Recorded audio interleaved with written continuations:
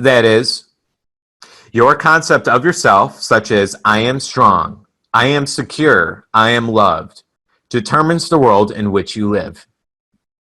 In other words, when you say, I am a man, I am a father, I am an American, you are not defining different I ams, you are defining different concepts or arrangements of the one cause substance, the one I am. Even in the phenomena of nature, if the tree were to articulate, it would say, I am a tree, an apple tree, a fruitful tree.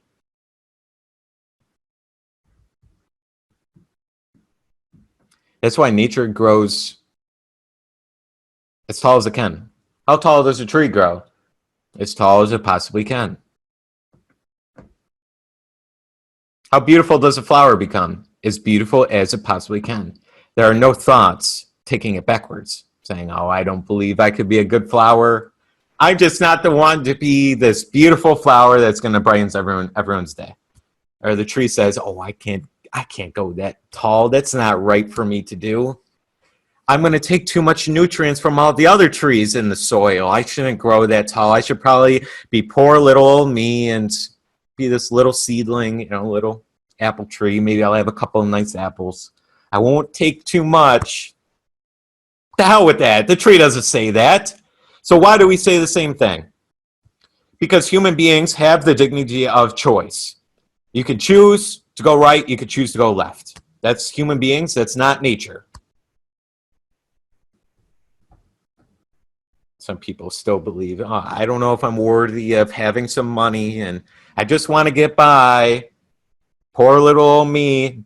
Things are happening at the house. Oh, pipe burst and I'm having a hell of a life. No, you're not having a hell of a life. You're affirming that you're having a hell of a life and you always do. That's why you're living that. Affirm what you want to be true. Let it become true. Pretty good.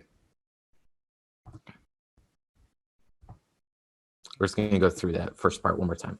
Very top. It is I am's concept of itself that determines the form and scenery of its existence. Everything depends upon its attitude towards itself, that which it will not affirm, it cannot awaken in the world. Okay. All right, let's go to the next paragraph here.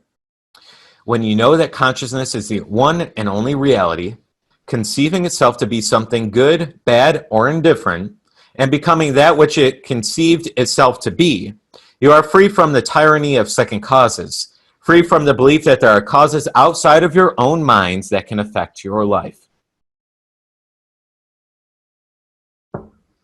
Then, therefore, you start taking responsibility for everything. Start taking a responsibility for your results. And when that happens, that's when things begin to change like a rocket. When you only put your thought and attention into what you want, to your goal, it's really not that hard. Some people will counter that right away from me. They'll say, Scott, no, it is hard. You don't understand. No, I do understand. I've been in a place that was down and out. I did feel like it was that hard. But I started to believe in my mentor saying to me, it's not that hard. Just do the work. It's not that hard. And I started to say, well, my belief is not right. It's causing me to live in a world that I don't want to live in. So I'm just going to scrap that. I'm going to put my ego aside, and I'm going to open up to this thing. Something must not be exactly the way I want it to be. So I opened up to it, and I started to believe it's actually pretty easy to change.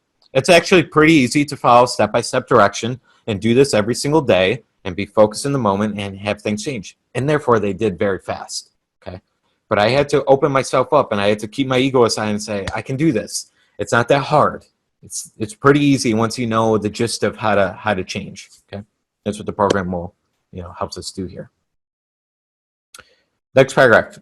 In the state of consciousness of the individual is found the explanation of the phenomena of life. If man's concept of himself were different, everything in his world would become different. His concept of himself being what it is, everything in his world must be it is, as it is.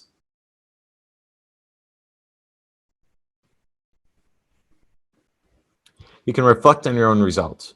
When did something change for you? Could be you attracted a brand new business. Could be you made a transition from a job to a business.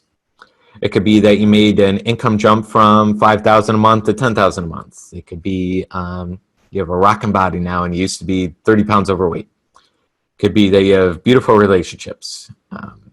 Whatever it is. Think back to where you were, the feeling that you had inside on how you thought you were, and think about how you feel now.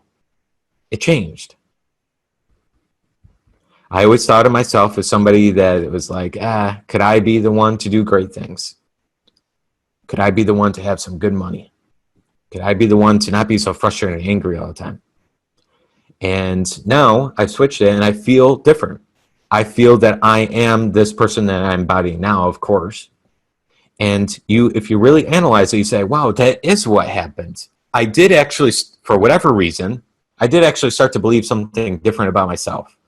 And therefore I start to act different. And therefore I start to feel different. And therefore I started to have income changes and business changes and whatever other changes in your life. If you look at any single one result, you will see how things have changed. It's the exact words that we're reading on the page. Maybe you did not use affirmations to affirm it out loud as I am, but you started to internally. Something woke you up. You were in enough pain or you had enough desire to change. Most times people are in so much pain that they need change. That's how it happens. Last paragraph here. Thus it is absolutely clear that there is only one I am, and you are that I am. And while I am is infinite, you, by your concept of yourself, are displaying only a limited aspect of the infinite I am. Because we're living in physical reality.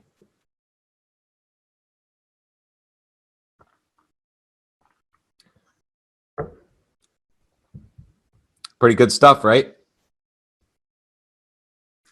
Again, this is Neville Goddard's book, Power of Awareness. All right. Now, we got a lot more to cover. Okay, got a lot more to cover. Just wanted to take a little introspection. What I mean by introspection is taking a pause, living in this moment. I hope everyone's listening in these words, here and now, okay? Just pause, live here. Nothing else matters. Money doesn't matter. Business doesn't matter.